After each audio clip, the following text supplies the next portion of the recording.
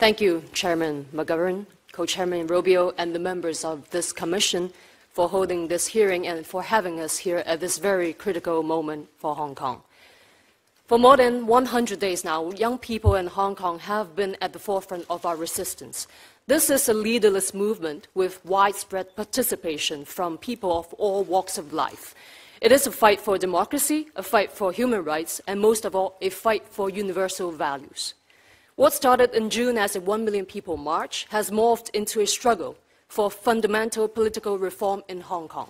Chief Executive Carrie Lam's misjudgments and arrogance worsened the situation, resulting in a total clampdown of the Beijing government over Hong Kong's affairs. To date, more than 1,500 Hong Kongers, the youngest at the age of 12 years old, have been unreasonably arrested. Sadly, it has become a daily occurrence to see youngsters being pinned to the ground with head concussions, if not being knocked unconscious.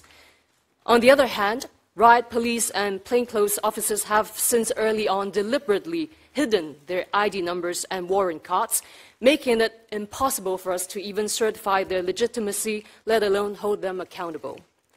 On August 21st, police from the Special Tactical Unit charged into Prince Edward MTR station, beating up passengers randomly. They then shut down the station for 24 hours, refusing medical care for those who were injured, raising even suspicions of possible deaths in the station. Separately, now they will be charging in secondary school yards, shopping malls, and buses where young people merely dressed in black can be searched or even arrested without justification. In other words, merely being young is a crime in the police state of Hong Kong.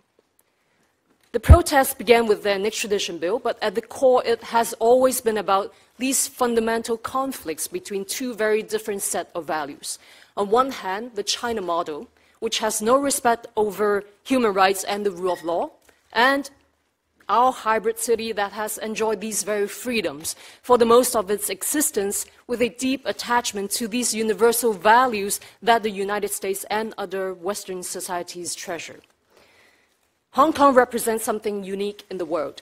We have long held dear our rule of law, transparent institutions, and the freedom of expression in a part of the world where these are most often threatened than upheld. However, this system is now under great threat. Companies like Hong Kong's major airline Cathay Pacific has succumbed to political pressure, firing dozens of employees due to their political stance. The business community is coerced into making political decisions. As a singer and activist from Hong Kong, I have experienced this oppression firsthand. Ever since the umbrella movement in 2014, I have been blacklisted by the communist government. My songs and my name are censored on Chinese internet. Pressured by the Chinese government, sponsors have pulled out, even international brands have kept their distances. For the past 5 years, and even more so recently, China tried to smear and silence me with their propaganda machines, spreading false claims. Right now, I am facing threats from pro-Beijing supporters and could face arrest and prosecution at any time. Not only have I faced difficulties in both China and Hong Kong, but the self-censorship has now spread towards global institutions and cities. Recently, the National Gallery of Victoria in Melbourne, Australia, denied a venue to an event of Chinese artist Badiu Cao and myself due to security concerns. Celebrities from Hong Kong, Taiwan, and China are all pressured into voicing their unanimous support for the Beijing government and could be condemned for keeping their silence. Hong Kongers are now living in a constant fear and have unfortunately lost the most of our freedoms. For a city that has been famously known as politically indifferent, the younger generations have took up the role to safeguard our home, standing up courageously to the corrupted system in spite of increased suppression. To the rest of the world, the United States is often a symbol of freedom and democracy. The freedom Americans enjoy is something that the people of Hong Kong have long hoped for. Even though our languages and cultures differ, what we have in common is the pursuit for justice, freedom, and democracy. Through the challenges of Hong Kong, the West is also waking up to China's insinuating power in a global scale. Hong Kong is connected to the world in multiple ways, but China is trying to isolate it to exert control. If Hong Kong falls, it would easily become the springboard for the totalitarian regime of China to push its rules and priorities overseas, utilizing its economic powers to conform others to their communist values, just as they have done with Hong Kong in the past 22 years. The US and its allies have everything to fear if they wish to maintain a world that is free, open, and civil. I therefore urge the US Congress to stand by Hong Kong, and most of all, to pass the Hong Kong Human Rights and Democracy Act. This is not a plea for the so-called foreign interference.